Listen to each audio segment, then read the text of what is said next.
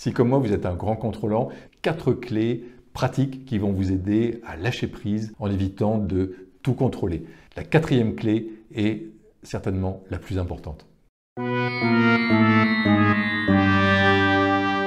Par peur de l'inconnu, en tant qu'entrepreneur, je voulais tout contrôler en permanence. Mon temps était minuté, j'avais totalement compartimenté ma vie, j'avais tout mis dans des cases. Il y avait la case professionnelle, personnelle, la case vacances, la case loisirs, la case détente.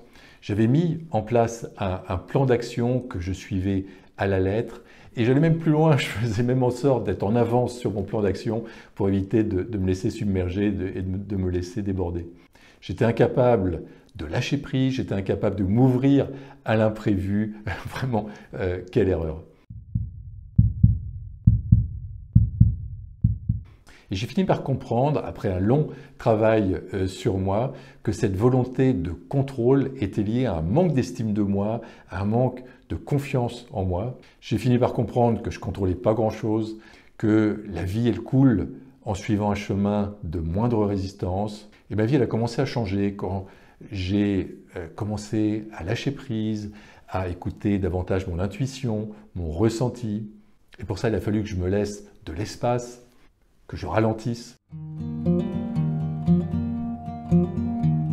Arrêter de résister, arrêter de se battre contre. Je vois beaucoup de personnes autour de moi qui se battent, par exemple, contre le gouvernement, contre les mesures absurdes qui sont prises en ce moment. Mais ce sur quoi on met son attention prend de l'expansion. Donc si on met son attention sur quelque chose qu'on ne veut pas, eh bien cette chose va prendre de l'ampleur. Donc attention où on met notre focus et arrêtons de résister en permanence, arrêtons de nous battre en permanence contre le système par exemple. J'ai découvert récemment Kim Pash. Kim Pash, c'est quelqu'un qui est revenu à l'état sauvage une grande partie de l'année. Il fait ça depuis plusieurs années. Donc il vit complètement éloigné de la civilisation. Et j'ai trouvé que sa conclusion était vraiment intéressante.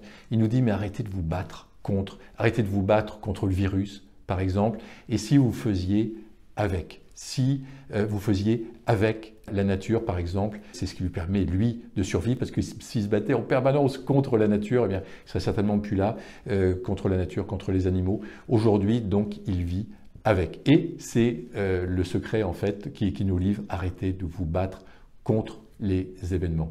Pour moi, on est tous venus avec une mission à réaliser, avec une raison d'être. Et bien sûr qu'on a le libre arbitre, mais si on résiste en fait à sa mission, si on quitte le chemin de sa mission, eh bien c'est à ce moment-là que des épreuves, des difficultés nous arrivent. C'était le cas pour moi avec mon dépôt de bilan, qui est une épreuve très douloureuse, mais tout simplement parce que j'étais plus sur mon chemin, j'entreprenais plus pour les bonnes raisons, j'entreprenais plus dans le plaisir, dans la joie. J'étais en permanence dans le contrôle, dans le toujours plus. Et donc j'avais quitté quelque part ma mission, j'avais quitté ma raison d'être. Et à ce moment-là, la vie m'a rappelé. Je pense que c'est la même chose pour chacun d'entre nous.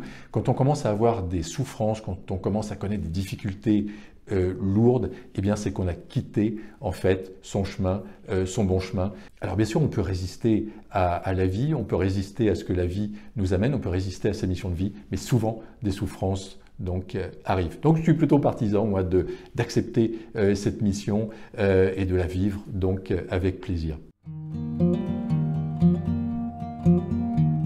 Accepter l'imprévu. Souvent l'imprévu nous amène de très belles choses. Ça nécessite de revenir ici maintenant, ça nécessite de revenir au moment présent. Le matin, par exemple, dans ma routine matinale, chaque matin, je demande le meilleur. Je ne sais pas ce que va être le meilleur pour moi, donc je ne force pas les choses, je demande simplement le meilleur et je laisse la vie quelque part être et je laisse la vie me surprendre et souvent il y a de très très belles choses donc, qui arrivent de cette manière. Jamais j'aurais imaginé par exemple faire des conférences, des conférences en public, des conférences en ligne, moi qui étais un grand timide. Jamais j'aurais imaginé faire des vidéos, jamais j'aurais imaginé donner des conseils sur l'entrepreneuriat ou sur l'investissement immobilier, créer par exemple le programme Imozen. Tout ça est arrivé depuis 3 ou 4 ans et si j'avais voulu résister aux choses, si j'avais pas fait confiance à la vie, eh bien, j'en serais pas là et j'aurais pas découvert cette nouvelle passion, en fait, pour moi. Un autre exemple lié à l'immobilier, lorsque nous avons quitté La Rochelle pour rejoindre le Pays Basque, on avait une grande maison avant, une maison de plus de 500 mètres carrés. Il n'y avait pas beaucoup d'acheteurs pour ce type de maison. Et Valérie, ma femme, était confiante. Elle me dit, t'inquiète pas, ça sera vendu dans les 6 mois. Et en effet, on a eu 2 acheteurs potentiels qui ont visité donc la maison. Et finalement, le fils d'un des 2 acquéreurs potentiels s'est positionné juste au bon moment pour qu'on puisse faire le déménagement pour la rentrée scolaire. Mais en faisant confiance à la vie, eh bien, on voit que des choses extraordinaires, des miracles quelque part, se produisent. Arrêtez de tout planifier. Mon agenda d'entrepreneur était surbooké des semaines, des mois, des années même en avance. Maintenant, c'est terminé. Je laisse de la place au maximum dans mon agenda. Pourquoi pas laisser par exemple une demi-journée de libre par semaine, 2 demi-journées, voire 3 demi-journées, voire 4 demi-journées de libre chaque semaine. Ça ne veut pas dire qu'on ne fait rien, mais ça veut dire qu'on laisse la vie nous surprendre. C'est la même chose. Tous les 2 mois, par exemple, on pourrait se bloquer une semaine où on ne fait rien. Et dans cette semaine, eh bien, soit on peut aller faire un stage, soit on peut faire une formation, soit on peut faire un voyage, soit on peut faire une retraite. Peu importe, mais en se laissant du temps libre, en arrêtant de tout planifier, eh bien, on laisse de la place donc à l'imprévu. Il y a un entrepreneur qui m'a marqué, c'est Carlos Ghosn. Carlos Ghosn, il contrôlait tout, bien sûr, il planifiait tout, son agenda devait être booké plusieurs années à l'avance, et pourtant on voit ce qui lui est arrivé, quelque chose de totalement imprévu. Donc vraiment, plus j'avance dans la vie, plus je m'aperçois qu'on contrôle pas grand-chose, et surtout, arrêtons de vouloir tout planifier. Alors je me reconnais bien dans cette clé. Si on veut avoir raison, souvent on va faire souffrir notre entourage. Ça ne sert à rien de batailler pour avoir raison. Là, c'est notre ego en fait qui prend le dessus, sachant que la vérité, elle est relative. La vérité du moment n'est pas nécessairement la réalité qu'on va vivre donc dans quelques mois ou dans quelques années. Donc soyons humbles par rapport à ça et arrêtons de vouloir avoir toujours raison.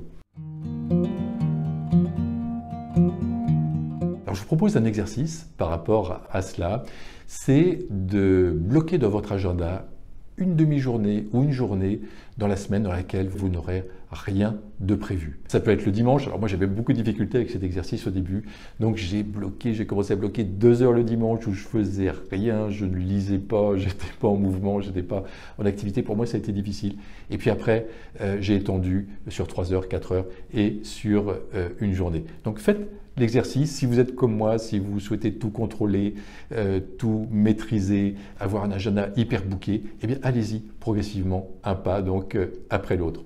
Si vous voulez aller plus loin sur ce thème, j'ai tourné une autre vidéo qui s'appelle ma routine anti-stress, dans laquelle je vous donne 3 astuces pour se calmer rapidement. Je vous souhaite vraiment le meilleur, lâchez prise, un pas après l'autre et votre vie va changer pour le meilleur. À très bientôt.